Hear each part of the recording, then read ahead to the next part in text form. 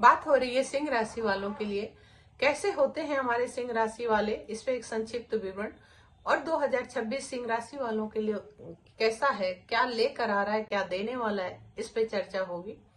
जैसा आप सभी को ज्ञात है कि ये जो सिंह राशि के लोग होते हैं, ये हमारे 12 राशियों में सिंह राशि जो होती है वो 5वीं राशि मानी गई है। और सिंह राशि का जो प्रतीक है वो शेर माना जाता है, लॉयन। तो इनके जीवन में भी अक्सर ये देखा जाता है कि जो भी सिंह राशि के लोग होते हैं बहुत साहसी होते हैं, बहादुर होते हैं और ये किसी कार्य को करने में हिचकते नहीं है। अगर इनके अंदर इनको कोई जिम्मेदारी दे दी जाए तो ये बहुत ही सही अंदाज से उस कार्य को पूरा करते हैं, बहुत ही धैर्य के साथ पूरा करते हैं। क्योंकि सिंह राशि जो होती है ये एक स्थिर राशि होती है और इसके अंदर शेर जैसी कहते हैं कि इसकी पावर अंदर से इसको ऊर्जा रहती है।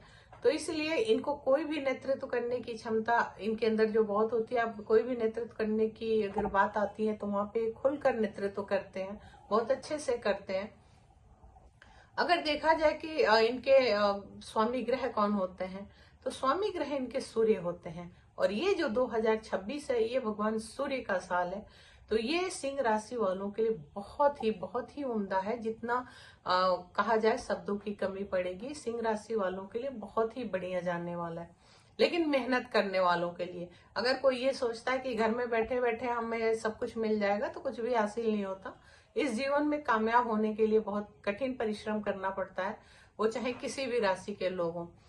यहाँ बात चूंकि सिंह राशि की हो रही है, तो सिंह राशि वाले जो होते हैं, जैसा मैंने अभी कहा कि शेर इनका प्रतीक माना जाता है, तो ये बहुत हिम्मत वाले होते हैं, निडर होते हैं, साहसी होते हैं और हर चीज का ज्ञान इनके संज्ञान में होता है। ये कोई भी कार्य दीजिए, ये घबराते नहीं है। वो कहीं ना कहीं वो मतलब उसका पता कर ही लेते हैं, वो कर ही लेते हैं वो काम। क्योंकि खोजी स्वभाव है इनका, ये ढूंढ लेते हैं उस चीज को। वैसे देखा जाए तो इनका जो गुण है, ये नेतृत्व करने का, ये जन्मजात गुण होता है और कोई भी जिम्मेदारी उठाने से पीछे नहीं होते। किसी फील्ड में इनको नेतृत्व करने की क्षमता इनके अंदर इतनी ज्यादा होती है कि कोई भी जिम्मेदारी दीजिए उसका बखूबी नेतृत्व करते हैं। आत्मविश्वास इनके अंदर बहुत गजब का होता है और यही आत्मविश्वास है, यही इनका जो अंतर्मन से जो आत्मबल है, यही इनको भीड़ में कहीं ना कहीं अलग दिखाता है, भीड़ में ये अलग खड़ा करता है।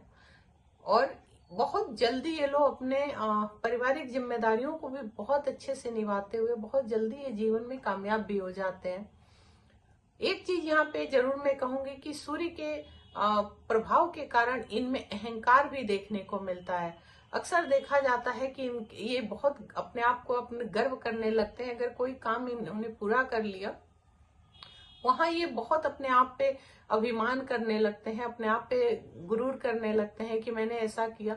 वहां ये जो इनका अभिमान है कहीं ना कहीं दूसरों को वहां पे डाउन करता है। अगर इनके सामने वाला कोई भी इनका घर परिवार का है तो इनको लगता है कि नहीं, मैं ही बहुत अच्छा हूँ, मैं ही बहुत सब काबिल हूँ, मैं ही कर सकता हूँ, बाकी लोगों में वो बात नहीं है। तो यहाँ मैं जरूर इन लोगों को यहाँ पे सलाह दूंगी कि अहंकार किसी के लिए अच्छा नहीं होता। अहंकार सदैव पतन का कारण बनता है। आप कभी भी, आप एक अच्छी राशि के लोग हैं, अच्छे विचार के लोग हैं, धैर्यवान लोग हैं, गुणवान लोग हैं, तो इतने गुणों के बाद अहंकार को स्थान देना अपने अंदर, ये मूर्खता कहलाएगी। तो ऐसे लोगों को अहंकार नहीं पालना चाहिए, घमंड नहीं पालना चाहिए, गुरूर नहीं पालना चाहिए।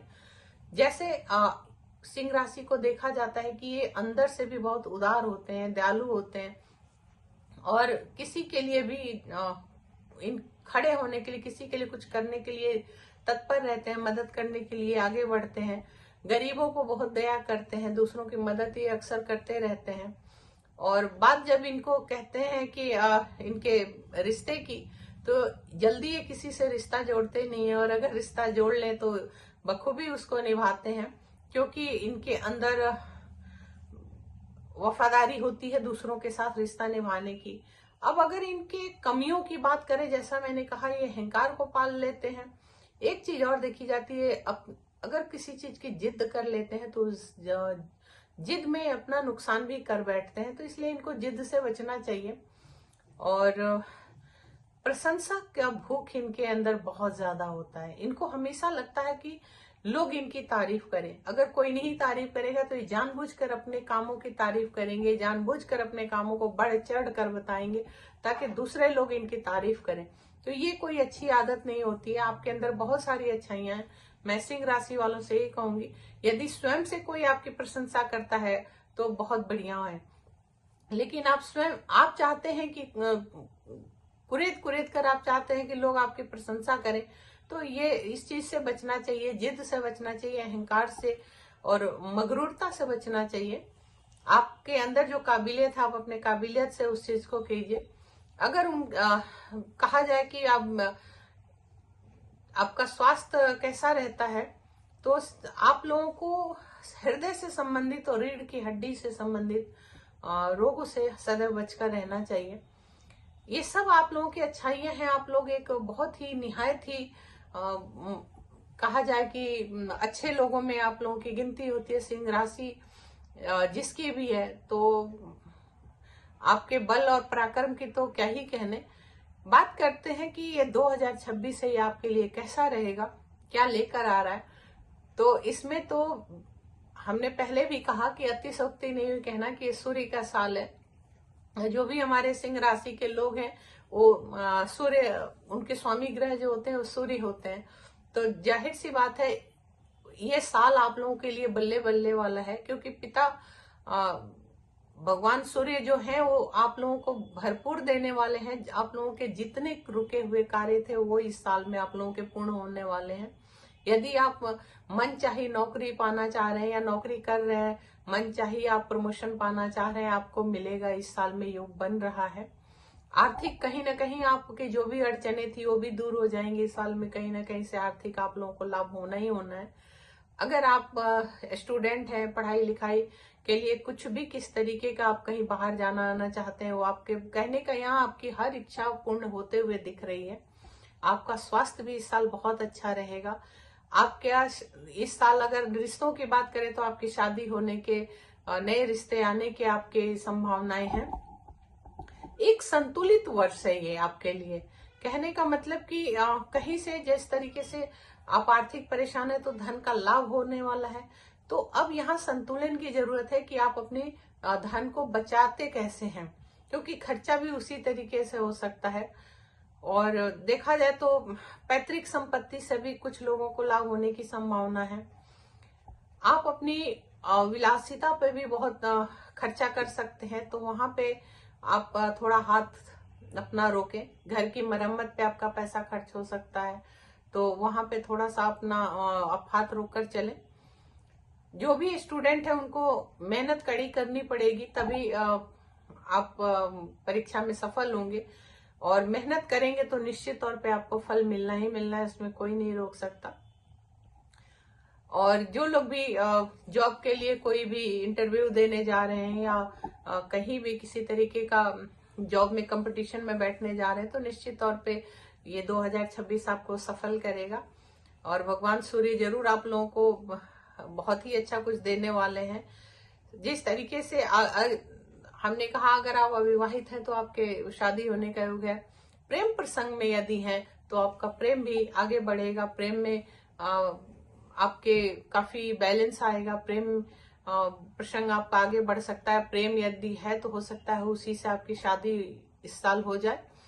और मधुरता जरूर रहेगी। जो भी आपके रिश्ते हैं, घर परिवार से लेकर बाहर तक, हर रिश्ते में मधुरता रहेगी।